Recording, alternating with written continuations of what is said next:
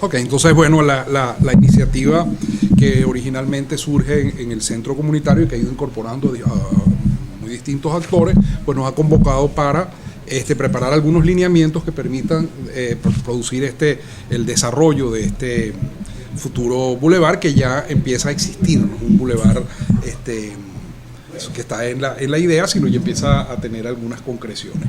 En principio, yo he estado trabajando desde el Instituto de Estudios Regionales y Urbanos de la Universidad Simón Bolívar. El profesor Orlando Marín, que es su director en este momento, no puede estar con nosotros porque está justamente hoy en entrega de trabajos finales en arquitectura, y ustedes se imaginarán lo que eso significa, ¿no?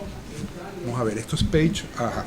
Entonces, bueno, un poco para las personas, que es el centro comunitario, que es el Instituto de Estudios Regionales y Urbanos, y las actividades que hemos realizado hasta el momento, que es básicamente donde me quiero concentrar hoy, ¿no? Lo primero, por supuesto, son las distintas reuniones, que ya tenemos más de un año conversando sobre esto con muy distintas personas, para promover la idea, la propuesta del bulevar. Y justamente una de las primeras cosas que se han planteado es el cambio de la denominación del corredor, cosa que se ha avanzado con el municipio, con la alcaldía, para que este segmento de la ciudad, de este corredor, pueda llamarse Boulevard Nelson Mandela. Adelantando algo que habíamos planteado es, en el lugar hay dos estaciones futuras de metro, entonces pensamos de qué manera podía haber alguna también impacto sobre esa denominación, pero hasta el momento no hemos conseguido muchísima más información al respecto, ¿no? Hay una base de información en Dropbox. Creo que algunos de ustedes fueron invitados, por favor, si no, me dejan al final, y todo lo que hemos ido actualizando se encuentra directamente allí, por favor, ¿sí? Toda la gente de la Escuela de Ciudadanos lo tiene, tenemos una lista bastante grande, y la idea es que pueda ser interactivo, la gente pueda colgar información, preguntas o cosas a través de ese método, que no es el más expedito, pero como antes decía, para mí lo importante no es tanto la velocidad, sino ir haciendo la cosa bien. Entonces, bueno, ahí ya hay una cantidad de materiales que se han ido recopilando, y hay materiales de lectura, cosas que pueden ser sugerentes en relación al futuro bulevar.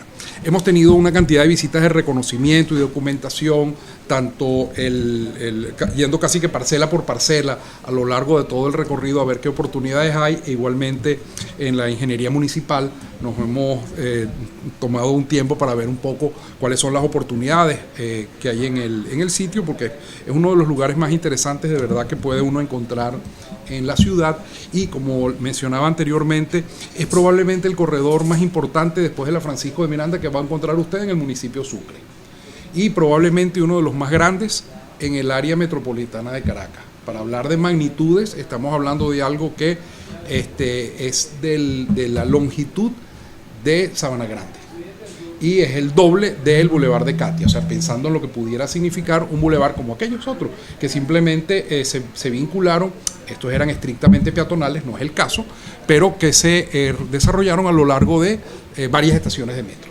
Entonces, en el caso de Sabana Grande, 3, ¿no? Terminando con Plaza Venezuela, que en realidad está en la Gran Avenida, el Sabana Grande y Chacaíto, pero como estaciones terminales. Entonces, imaginemos que esto puede significar algo realmente importante cuando esas estaciones estén en operación, sobre todo pensando que a esta que se va a llamar Guaraíra Repano va a llegar toda la gente de Guarenas y Guatire. O sea, estamos hablando de un impacto realmente importante. Bueno, en todo caso, hemos ido explorando algunas posibilidades, vamos a ver algunas imágenes. Tuvimos varias reuniones, sobre todo quizás lo que más intentamos fue incorporar estudiantes de pregrado y posgrado en el proyecto para ir generando ideas. Tuvimos una primera conversación con la gente del seminario en arquitectura el año pasado, o sea, con el grupo que acaba de graduar ahora.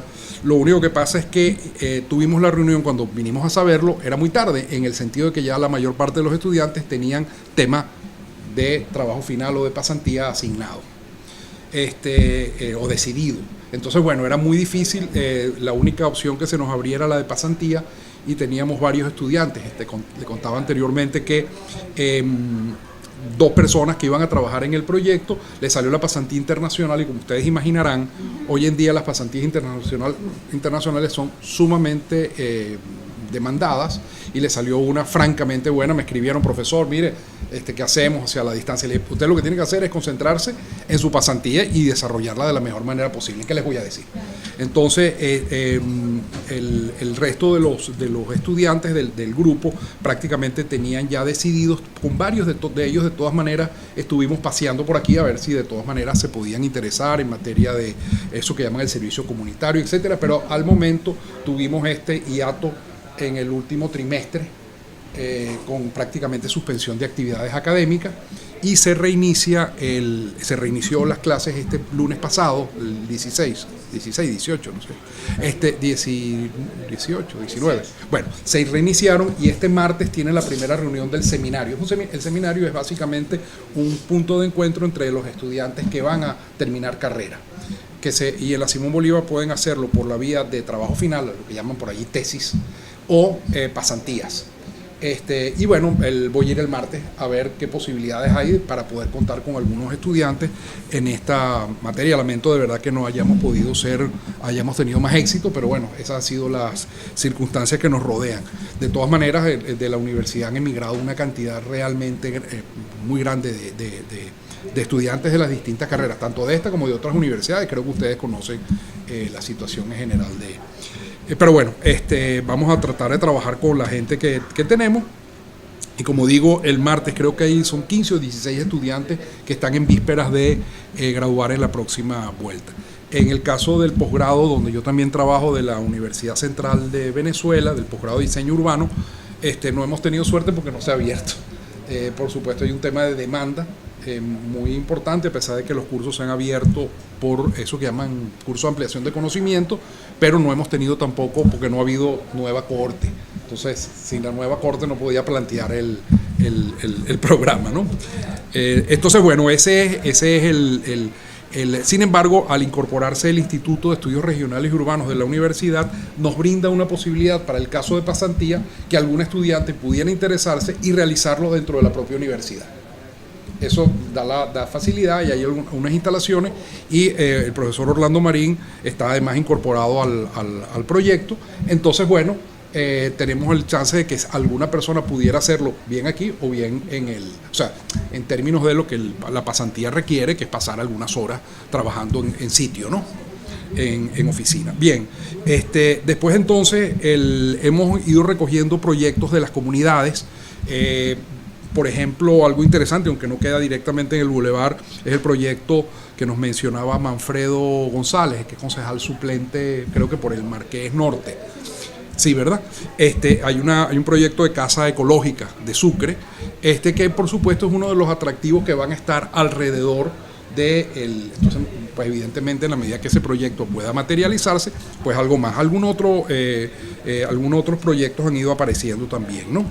En ingeniería municipal, pasamos una buena temporada buscando información sobre todos los inmuebles a lo largo del recorrido.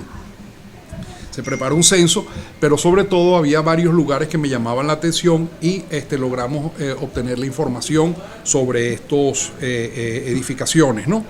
Después, Metro de Caracas. Por supuesto, no podíamos dejar de lado el metro, y fuimos allá, pensando en estas dos importantísimas estaciones, sobre todo la Guaraíra Repano, que es la que queda allá donde está Macro, ¿no? Y la otra es la que está en todo el frente del centro comercial Central Madirense. Saben ustedes que los extremos del bulevar estarían rematados por dos estaciones importantes del metro de Caracas. La estación Guaraíra Repano además es la que conecta con todo el futuro metro Aguarenas y Guatire. O sea, imagínense el impacto de lo que esto significa. Entonces fuimos a dos instancias. Primero, a la Dirección de Planificación. Yo tuve la oportunidad de escribir un artículo para el diccionario de la historia de la Fundación Polar, que tenía que ver con el metro, que tenía que ver con el gran José González Lander, Pepito, que fuera presidente del metro por tantos años, y lo hice no solamente como una tarea académica, sino como un homenaje a una persona que ha sido un gerente público extraordinario. Y al mismo tiempo entonces entramos en contacto con las personas de planificación, varias personas que ya conocíamos, para saber cuál es el estatus del metro. Con la paralización de las obras, porque ustedes a poco tiempo después de habernos reunido, surgió que el metro ese de Guarenas y Guatire lo está haciendo una empresa brasileña que ustedes creo han oído mencionar, que se llama Odebrecht. Pues prácticamente hay una paralización de las obras hasta donde hemos podido saber. Entonces, claro, si la línea está paralizada, ¿qué va a pasar con la estación? Entonces, varias hipótesis surgieron, que era el sistema de los sistemas alternos para movilizar las personas no son suficientes. Es decir, usted va a tener decenas, si no cientos de miles de personas llegando a una estación terminal y no va a tener cómo distribuirlas por el resto de la ciudad. ¿Me explico? Entonces, ¿qué es lo que pasa? Hubo una sincronía. ¿Qué tenía que estar primero? El metro que llevase hasta la Guaraíra Repano y después entonces prolongarse. Pero si usted hace la prolongación y no resuelve internamente en la ciudad, va a tener decenas de miles de personas llegando a un lugar, a un terminal, y no va a saber cómo distribuirlo. Una de las hipótesis que ellos barajaron era llevar la gente directamente desde allí hasta Bellomonte.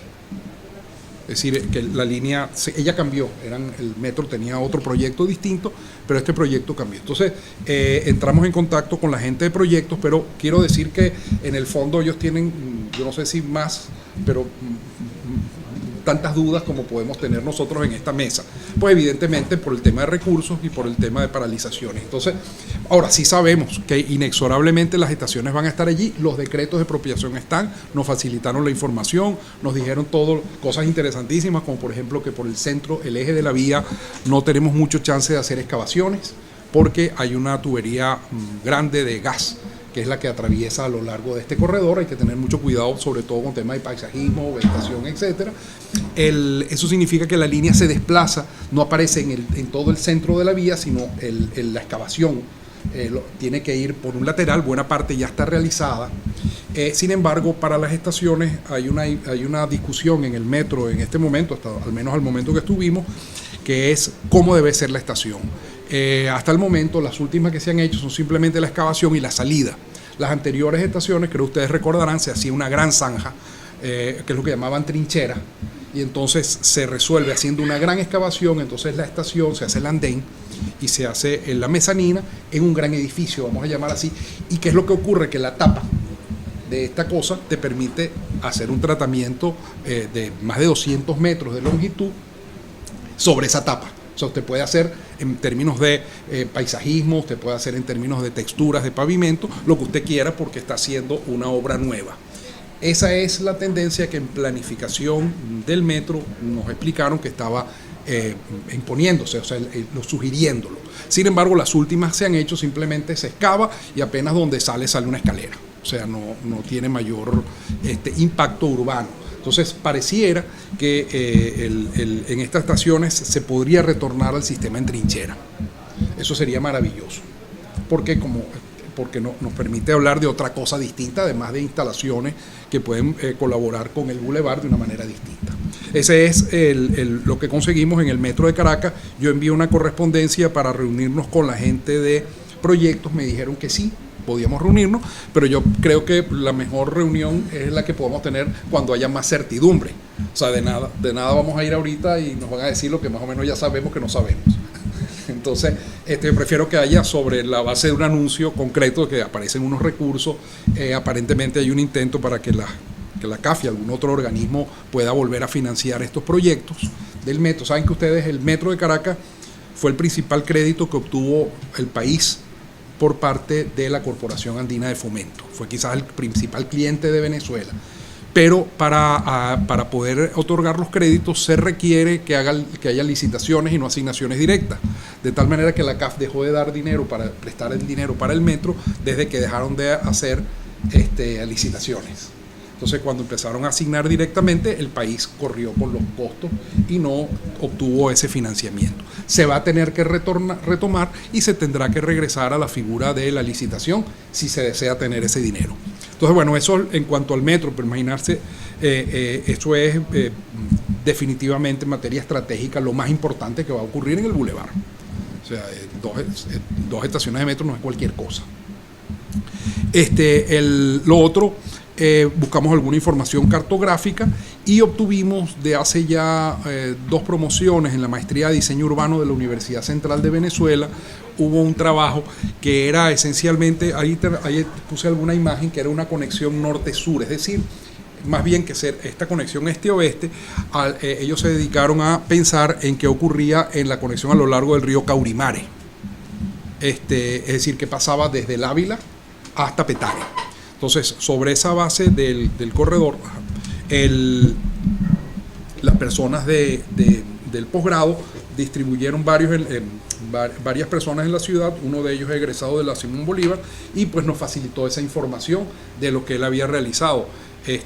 Yo lo que le decía es, bueno, entusiásmate. Él realmente me llamó para que fuera tutor de su trabajo final, pero creo que su oficina se mudó a Panamá. Entonces no sé en qué momento va a haber va a ser su tesis. Está lo que llaman, en esa condición que llaman tesis pendiente. Pero bueno, si retorna, podrá pensar en el movimiento este-oeste de su famoso espacio, ¿no? Bueno, eso es. Después, por nuestra parte, hemos ido haciendo un poco de evolución histórica, la parte topográfica, la parte que a mí siempre me llama la atención, que es la parte hidrográfica. Se dice, bueno, ¿cómo es este tema?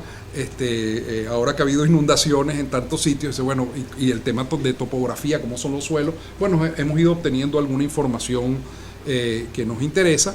Después, algunas cosas que van a aparecer allí son posibles temas o actuaciones, cosas que motiven, que entusiasmen a las personas. Por ejemplo, ese texto que si quieren después le pueden dar una mirada, un poco cómo son los grandes bulevares, que no son los bulevares de cierre peatonales, sino, bueno, cómo puede existir el vehículo, la bicicleta, la motocicleta, el peatón en un sitio de una manera armónica. Y por supuesto todo lo que son eventos de animación, en el cual por supuesto nosotros no hemos sido organizadores, pero sí hemos estado pendientes, como por ejemplo la mejora de esos locales, la pintura de algunas piezas de mobiliario urbano, como algunos vecinos han hecho tareas de paisajismo, la idea de una cartelera vecinal, que me parece una idea fantástica, la idea de un club de emprendedores, las ferias que se han ido haciendo, las jornadas de seguridad vial o el Día Mundial de las Víctimas de Accidentes que tuvo lugar. Es decir, ha habido una serie de actuaciones que tienen el bulevar en marcha. O sea, el bulevar existe hasta nominalmente, pero por supuesto sin tener todavía una arquitectura o un diseño urbano adecuado, ¿no? Bueno, entonces la idea general, por supuesto, es esto que hemos llamado Madiba Street. Es un espacio para encuentro comunitario, con iniciativas para rescatar espacios públicos, testimoniando legados de Mahatma, Martin Luther King y Nelson Mandela. O sea, fundamentalmente este trío, que puede ser más de 3, pero en principio aparecen como estas figuras importantes, como inspiradoras, sobre todo de la noción de lo público y del respeto y de las formas civilizadas de tratarse las personas, ¿no? Entonces, los 3 ejes sobre los cuales hemos pensado, por supuesto, son el espacio público, el tema de la libertad y el tema de la memoria. Son 3 cosas de las cuales creo que tenemos grandes déficits en nuestra sociedad contemporánea. Entonces, por supuesto, no es la primera vez que alguien le dedica algo a Mandela, y esta estatua no muy agraciada, pero bueno, en cualquier caso, ya existe otra en el municipio Libertador, y ya en cantidad de lugares se han hecho plazas, espacios. Es decir, lo más lógico ha sido dedicarle dentro de espacios públicos. Inclusive hay algún ejemplo por allí en centros comerciales, pero bueno, cada quien lo ve, y un poco esa noción del invicto, ¿no? Este es nuestro corredor, que ven ustedes allí a la mano derecha. Básicamente él tiene la peculiaridad de tener 2 momentos. Un momento que queda dentro del espacio de la Rómulo Gallegos, y el otro que tiene que ver con la carretera Petare-Guarenas. Es decir, y además está muy marcado por la presencia de la vía elevada, la autopista que pasa por allá arriba. Es decir, va a ser un obstáculo sin duda alguna, porque visualmente cambia todo, cambia el aspecto de la ciudad, pero además de eso tenemos una puerta que hay que vencer más bien, o sea, más que enfatizar. Entonces allí ese es uno de los asuntos que va a ser delicados para resolver, ¿no?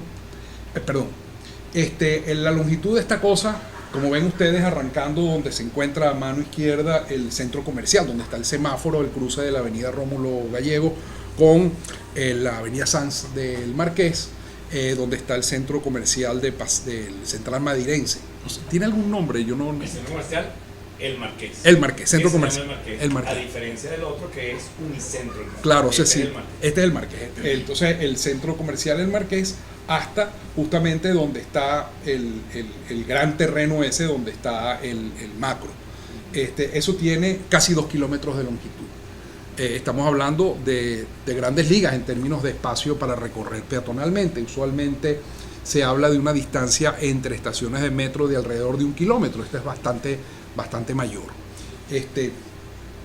Y además tiene la particularidad que, a mi entender, el asunto como potencialidad tiene un gran chance de llegar a ser unos espacios como de redoma, de retorno. O sea, usted no tiene que regresar exactamente por el mismo sitio, sino usted puede entonces, en este caso, dar la vuelta al centro comercial, y lo mismo ocurre a esta gran parcela, con lo cual entonces pasamos de 2 kilómetros a no sé cuánto de longitud. Es decir, si usted pudiera hacer una circunvalación en torno a lo que está la zona del macro, sería maravilloso poder extender esta actuación, y lo mismo ocurriría en relación a y hay unas oportunidades bien interesantes, porque ahí se ensancha considerablemente el espacio. Entonces, claro, esas serían unas actuaciones fantásticas para el metro. Es decir, y eso se lo planteamos nosotros a ellos, y creo que les pareció adecuada la sugerencia, ¿no? Por supuesto, no es el bulevar que se hace desde cero, no es una calle que aparece de buenas a primeras, sino que es una intervención sobre algo que ya existe. Eso tiene ya una cantidad de habitantes con los que hay que negociar todo lo que son las mejoras que puedan existir, y esto nos ha inspirado. Algo que van a encontrar ustedes está en el Dropbox, pero está en internet. Es un grupo que tuve la oportunidad de conocer en España, son de Barcelona, que desarrollaron un programa que se llama Rehabitar. Rehabitar es eso, es volver a ocupar algo que ya existe, pero con un nuevo espíritu. El Rehabitar, uno de los capítulos de Rehabitar que vemos allí, la imagen es muy mala y borrosa, pero creo que ustedes ven arriba, es un bulevar similar, y decir, bueno, ¿cuál es la expresión de esa cosa? No solamente en términos de espacio físico, sino de las actividades que se puedan ir dando. Entonces, Rehabitar tiene como muchas dimensiones. Esta investigación que realizaron, una no tiene que ver con espacios públicos, sino, por ejemplo, rehabilitar condominios, o sea, rehabilitar edificios, rehabilitar edificios o conjuntos urbanos que se han envejecido o que se han desocupado. Entonces, bueno, ¿de qué manera puede darse un sistema que va a ser seguramente para nosotros en el futuro uno de los grandes temas, ¿no? Pero este es el de rehabilitar el espacio público, es decir, cómo un sector de ciudad que puede ser tan distinto como esto que ellos han estudiado, se pueden ir reocupando o incorporando nuevas actuaciones. Por supuesto, dentro de nuestros paseos están todas las potencialidades del sitio. Y este es el estado, al menos el momento que hemos visitado, algunos de estos lugares que uno dice, oye, ahí hay espacio, ahí hay una cantidad de cosas que se pueden hacer, y que en este momento pues son unos botaderos o son sitios en los cuales lo que hay es monte. Pero pueden ocurrir cosas francamente interesantes en estos miradores sobre los espacios. Análogamente, en el otro extremo, casi enfrente de eso está, por ejemplo, el conjunto que pertenece a la antigua cadena Diario Últimas Noticias, sí, que era anteriormente el edificio de la cadena Capriles. Allí nosotros conseguimos todo lo que es la data de información del proyecto, y hay algo interesantísimo. Por ejemplo, hay una franja que ha debido manejarse entre norte y sur como parque, como espacio de parque, lo cual permitiría extender la actuación hacia el sur. Bueno, entonces aquí surgen nuestras preguntas de cosas que pueden ocurrir en estos lugares sin necesidad de realizar grandes inversiones, pero sí produciendo impactos necesarios. Entonces, como vemos aquí, teníamos una estación de metro, aquí tenemos las quebradas, que son la Pasaquire, La Guada y Caurimare. Algo que nosotros vimos, por eso es que nos vamos a encontrar en algunos casos niveles freáticos altos. La quebrada de Pasaquire, como en alguna oportunidad mencionamos, en realidad ya venía por aquí. Y es la que creaba una cosa que se llama la Laguna de Boleíta. ¿Saben dónde está Cadafi? Bajando por la Sanz. Ahí donde, bueno, Disculpen, yo tengo una nomenclatura de hace 20 o 30 años que creo que no se me va a cambiar. Yo sigo llamando a Sabana Grande en la avenida Abraham Lincoln. Entonces, bueno, cosas así. Y le digo Plaza Altamira en vez de Francia, imagínate. Bueno, total que la quebrada Pasaquire venía por allí y es lo que permite construir la avenida Sáenz. En algún momento a alguien se le ocurrió una idea que fue bajarla por aquí, por eso ven ustedes la cantidad de áreas verdes, y la pegaron al río Caurimare. Eso significa que quedó un poco de agua realenga por aquí. De todas maneras, cuando llueve, y alrededor del Unicentro del Marqués, ¿sigues llamándose igual así, profesor? Sí. Ok. Alrededor del Unicentro del Marqués se produce esa enorme laguna, porque esa agua realenga, que es la que va desde aquí hacia abajo, nadie la recoge. Entonces, por eso ustedes ven el gran charco que se produce en ese lugar, porque la avenida se hizo sobre el lecho de la quebrada. De hecho, una de las calles del Marqués Sur se llama La Laguna, y por algo se llama La Laguna, porque en todo el frente estaba esa laguna. Ahí, si ustedes ven, hay unos cuadros de Cabré que se llaman La Laguna de Boleíta, que en realidad no era Boleíta, era una laguna en el Marqués. Y ese río seguía bajando, y resulta que se tropieza por allá por la avenida La Haya, Bruselas de la California Norte, y esa es un agua realenga que todavía corre por ahí, por eso algunos de los vecinos se quejan de que tienen agua subterránea, sí, que tiene filtración, ¿sí? Bien, entonces estas son las características, pero algo muy interesante es que en este punto se supone que hay un parque que está ocupado. Esa es una oportunidad. Ven ustedes, en este plano me parece bien interesante, porque recoge como áreas que parecen áreas verdes, pero no son tan verdes, pero son oportunidades sin duda alguna que se están presentando, y si usted la suma, se da cuenta que hay una cantidad de opciones, de oportunidades que se abren para un bulevar, no solamente en términos de futuras actividades, sino de actividades, pues digamos, de construcciones, sino también de espacio verde. O sea, un bulevar norte-sur, sur-norte. El que decía, por ejemplo, el que trabajaron en la Universidad Central era esto. Entonces, ¿qué pasaba? Eso llega hasta Petare, y era una posibilidad de conectar dos estaciones de metro que están en dos líneas distintas. Bueno, pero aquí se presenta, imagínense si ustedes observan qué es lo que pasa a lo largo de todo este recorrido, donde podemos tener cantidad de puntos como áreas de espacio abierto. Perdón. Bueno, esto es lo que les mencionaba anteriormente. Este es el plano de Eduardo Roll del año 34. Ven ustedes la quebrada Pasaquire por aquí. Esta es la avenida Sanz. Y entonces ella lo que hizo fue venirse para acá. ¿Eso está en el material de próximo? ¿Ah? ¿Eso está en próximo? Sí. De la presentación está, no la última, pero no esta última, pero sí está. Entonces, ¿qué pasa? Nuestro bulevar quedaría en este sitio que estaba cortado originalmente por la quebrada Galindo y por la quebrada Pasaquire. Esta era la hidrografía original. Y esto fue lo que pasó posteriormente. Se reconstruyó el sistema. Y por supuesto la antigua quebrada desapareció a la vista. Lo otro es, bueno, ¿qué es lo que pasa en cualquier análisis de este lugar? Uno encuentra esos dos focos realmente importantes, un parque que es la Aguada, por lo menos lo que es la posibilidad de acceso. Esta zona, además los vecinos lo que nos han comentado, es que es una zona que es anegadiza. O sea, allí cuando llueve hay bastante, y de hecho afortunadamente una construcción que se pensaba hacer en este lugar se movió, porque ese sitio no es, afortunadamente creo yo en muchos casos, construible. Es decir, lo que va a ser el acceso futuro al parque queda como acceso, como espacio libre. O sea, al menos la hidrografía nos ayuda en ese aspecto.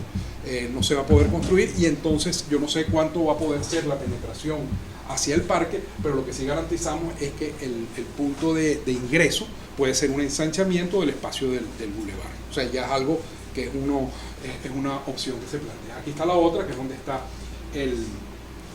este parque que está ocupado con un escolar, ¿verdad? A continuación, y nos encontramos con que hay dos intersecciones en cruz para aquellas personas que están preocupadas por el tema de la seguridad vial. O sea, las más difíciles son estas, ¿no? Las intersecciones, las otras son intersecciones en T, que son bastante más fáciles de resolver, pero tenemos estas dos primeras. Por cierto que hay una pequeña calle por aquí, ¿no? Por aquí. que también están en la conversación la gente del metro a ver si eso se abría, se cerraba o qué se podía hacer con esta otra calle. Esa es otra oportunidad que se puede presentar, ¿no? Y evidentemente las otras, como ven, son todas intersecciones entre esta, no es tan sencilla, pero creo que se puede resolver, hay suficiente distancia, pero lo que más puede generar problemas en el futuro con un flujo peatonal importante son los cruces izquierdos, que son siempre los que en transporte dan mucho dolor de cabeza, ¿no? A la gente que proyecta. Perdón. Bueno, entonces, como fundamentos del cómo se puede abordar el proyecto, lo primero es la participación. O sea, como decir, como una organización polifónica. O sea, no es solamente algo que plantea una persona como esta es la solución, sino, bueno, de qué manera algo tan complejo como la ciudad puede tener la participación de varias personas. Segundo, la calidad de la intervención. Lo que se haga hay que hacerlo bien. Aunque sean pequeñas cosas, pero hay que hacerlas bien y que duren. Creo que eso va un poco a contrapelo con la práctica, pero es preferible hacer pocas cosas bien que no enormes. Después, la diferenciación entre lo que es estratégico y táctico. O sea, ¿cuál es la mirada de largo plazo en esto? O sea, nosotros no sabemos qué va a pasar. Pero yo les decía a la gente del metro, bueno, y entonces, ¿cómo se inicia? Si la alcaldía decide realizar algunas obras o la alcaldía metropolitana en el lugar, para que no colida con lo que se va a hacer en el futuro. Mira, esto es tan futuro que cualquier cosa que se haga va a venir bien.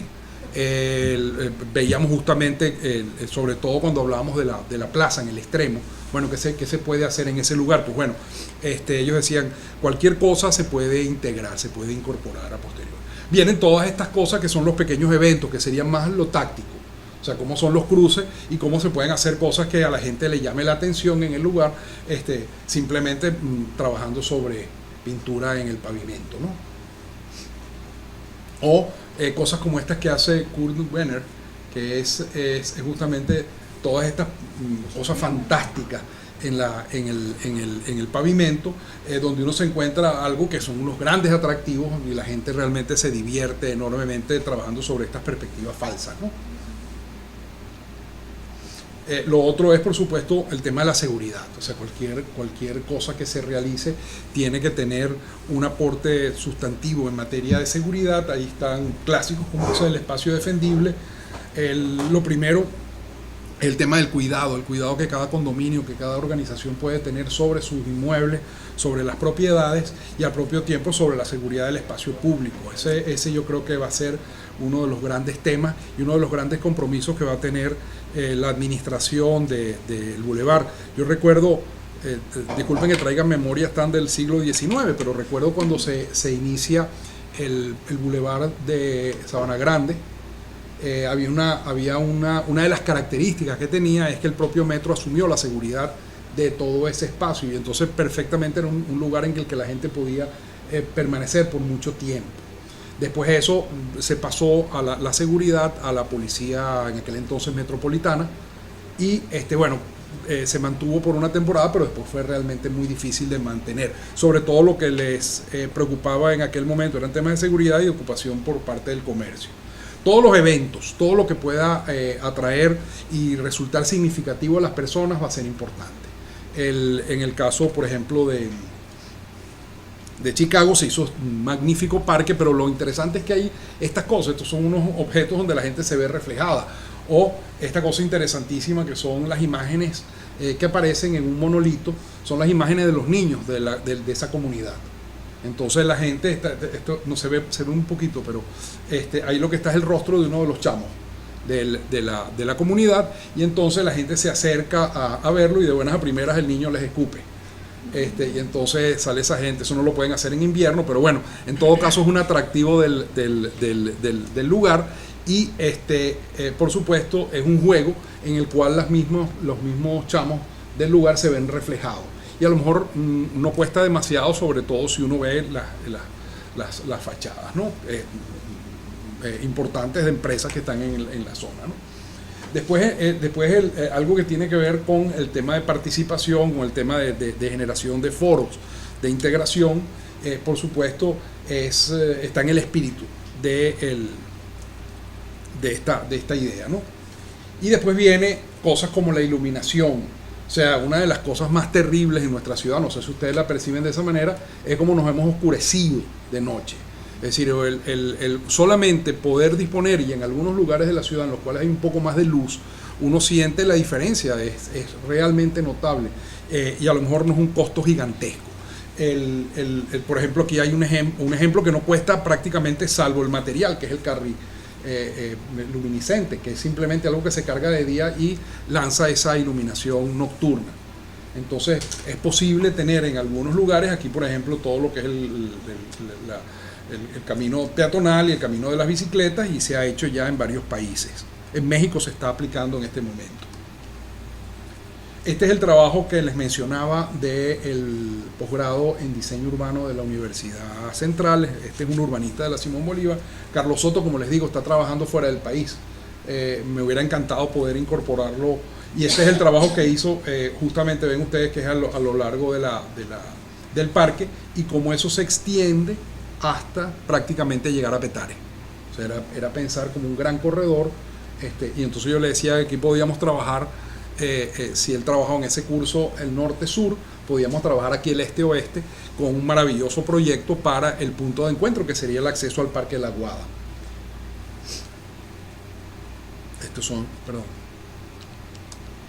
Esto es parte del proyecto que él presentó. Eso está todo en el Dropbox. Simplemente lo que quería hacer es una pasada muy general de lo que ven allí en mano derecha. Está por supuesto todo el recorrido y los distintos nodos en los cuales él planteaba que se podían realizar actividades. Este sería el plan maestro. Y por supuesto algo que tuvimos en la anterior oportunidad de esta jornada, el Día Mundial, ¿no?, de las víctimas de accidentes, donde tuvimos una magnífico performance de este grupo, y otro también extraordinario un poquito más al norte, de Natalia, ¿no?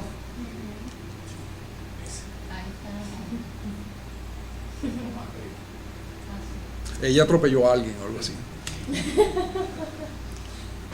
Bueno, entonces, y para cerrar un poco, ¿qué es lo que viene a continuación? Primero, por supuesto, es las reuniones, la identificación de nuevos patrocinantes y posibilidades de financiamiento. Evidentemente, esto es un aspecto crucial. Como les decía anteriormente, es posible a través de organizaciones como CAF y eso, tocar la puerta. Ellos tienen un proyecto en este momento en Chacaíto, no sé si va a funcionar, se abre una ventana de oportunidad para desarrollo, todo lo que tiene que ver con espacio público, con seguridad vial. Hay sensibilidad por parte de algunas organizaciones. Tenemos pendiente, por supuesto, la reunión con la gente del Alcabal y la Parrilla. O sea, yo creo que es importante incorporar a la dirigencia vecinal de tanto del Alcabal y la Parrilla, que son los dos barrios que vamos a encontrar allí inmediatamente a lo largo de la antigua vía. Sí sabemos positivamente que el impacto más importante que va a tener el metro y la expropiación que se hizo es desde la vía hacia Macro. Y hay algunos inmuebles que están allí y ellos lo incorporaron dentro del decreto. Perdón. Lo siguiente es la elaboración de una agenda de animación permanente. O sea, es decir, de qué manera puede haber un calendario donde usted sabe que los días tal, y entonces al principio de año, pensando desde este momento, a lo largo del año se va a hacer. Usted sabe que el día tal de febrero ocurre tal cosa, usted sabe que en marzo pasa tal, así pues, de tal manera que puede haber una permanente actividad a lo largo del corredor. Lo otro, por supuesto, que es fundamental en este momento es la incorporación de un profesional en materia de diseño urbano y paisajismo. Ya creo que tenemos suficientes argumentos como para tener una propuesta más en el ámbito profesional, ya de propuesta o tipo preanteproyecto por lo menos, y hay que agenciar los recursos. Yo he pensado alguien que puede estar de 2 a 4 meses a tiempo convencional y que puede ser un profesional relativamente joven, de P1 a P4, nosotros podemos seguir dándole soporte, pero hace falta esa persona. Nosotros podemos ubicar, si no se puede hacer alguna especie de concurso o de búsqueda, pero yo creo que sí es algo que en este momento vamos a necesitar. La propuesta, como yo les mencionaba, el martes voy a ir a la nueva cohorte del seminario en arquitectura para ver si esa persona que se pueda contratar puede tener una o dos personas que a través de pasantía o trabajo final terminamos de armar como un grupo con la asesoría de todos vosotros, ¿no? Después, ese pequeño equipo elaboraría una propuesta preliminar, se discutiría, se llevaría a las distintas instancias y esa permitiría hacer esa consulta, en la elaboración de un informe y sobre todo tocar la puerta para conseguir los recursos. Es decir, el objetivo de esto es terminar con un reporte, con un material que puede ser también audiovisual y entonces con ello salir a tocar la puerta para conseguir recursos para hacer varias cosas. Yo diría que lo importante es, podemos tener unas propuestas muy generales en materia de paisajismo y de ¿cómo se llama?, de tratamiento de la calzada y de las aceras, que unifica todo el territorio, todo el espacio del Boulevard Futuro y luego al menos dejarlo planteado. ¿Recuerdan ustedes, por ejemplo, las aceras de la avenida, se llama igual, Urdaneta? Okay. ¿Se recuerdan ustedes las aceras de la avenida Urdaneta? Las aceras de la avenida Urdaneta se hicieron famosísimas y todavía quedan algunos segmentos por allí que son estas cosas curvas. Imagínense ustedes que uno pueda tener una cosa de esa naturaleza, no igual, pero simplemente un lenguaje que le permite a uno, o como por ejemplo se hizo en las Mercedes, en la plaza, que se ha hecho un cambio, eso es en el caso de los bipoquines, que es lo mismo que ha usado el metro de Caracas en los bulevares, es decir, hay un cambio de textura de pavimento, de señalización, de toda esta lógica que nos habla de la unidad de todo el conjunto y luego proyectos concretos específicos que se pueden hacer, como esa pequeña terraza que está allí que se le puede hacer un juego, una cosa interesante que sea lúdica, porque ese es el otro aspecto, cómo atraer a la gente a cosas que sean divertidas, no solamente que sean comercio, que tendrá que haberlo, pero que pueda haber este tipo, o lugares en los cuales ocurren cosas. Por ejemplo, yo veo este pequeño centro comercial que está al lado del centro comercial El Marqués, o sea, ahí hay un territorio que parece un paisaje lunar, pero con un poco de imaginación uno puede pensar qué cosas interesantes pueden pasar en ese sitio, que sea un gran atractivo, pero tienes ahora un estacionamiento que funciona mal, una carreta que funciona mal, unos locales que no funcionan tampoco bien, varios que están vacíos. Es decir, ¿de qué manera esto es un potencial tremendo para poder hacer algo allí interesante? Imagínense ustedes que pueda haber unas mesas, que pueda haber un café en este lugar, que pueda haber seguridad, que la carreta se muda un poco de sitio y entonces encuentra una cosa, porque la carreta está atravesada, o sea, literalmente, y entonces ¿qué pasaría si la carreta aparece en uno de los locales del centro comercial? Es decir, ese es un sitio en el cual vale la pena hacer un proyecto, una propuesta para que la tenga el municipio, la que tengan las autoridades, la alcaldía metropolitana, quien quiera que sea, para ver. Entonces, igual que eso, hay 3 o 4 puntos que se le pudieran, inclusive la plaza, ¿no? Inicial, en las cuales se pudiera hacer. Yo he estado indagando sobre algo que puede ser interesante, que son todas estas paredes verdes. Son extraordinarias. Sorprendentemente el país que más las está usando es México, porque alguien me argumentaba en una reunión que necesita cuido. Me lo decía una profesora que es paisajista y resulta, yo decía, yo no sé cuánto cuido hay en México ciudad, eso es la primera cosa, y tampoco veo que haya mucha lluvia. Es decir, las tienen justamente porque toman especies que permiten con un mínimo de cuidado tener eso permanentemente ocupado. Entonces hay varios lugares en los cuales se pueden experimentar con esas paredes verdes. Ya en Caracas existen varias. Lo que podríamos hacer es ubicar cuáles son y cómo ha sido esa experiencia. Pero como digo, necesitamos esa obra de mano o mano de obra para poder seguir avanzando, ¿no? Yo diría que en general eso es lo que quedaría pendiente, con la elaboración de ese material, poder tocar la puerta y motivar a nuevos actores, sobre todo aquellos en el ámbito económico o financiero, que permitan ir desbloqueando. O sea, por una parte, todo lo que es el proyecto general de pavimento, paisajismo, y luego pequeños proyectos que pueden funcionar independientemente y que se pueden hacer con patrocinantes de distinta naturaleza. Ese yo creo que sería el resumen. No sé si hay alguna pregunta. Ese libro es de Grandes Calles, si quieren pueden darle una mirada. Es emocionante porque es cómo se pueden tener grandes calles en el mundo bajo distintos conceptos, tanto la calle Boulevard, que es cerrado al tráfico, como la calle que comparte con los más distintos modos de transporte. O sea, el que puede tener transporte público, puede tener motocicleta. La motocicleta es un tema en Venezuela. Pues bueno, yo creo que es una de las cosas que hay que incorporar en un proyecto como este que se está planteando.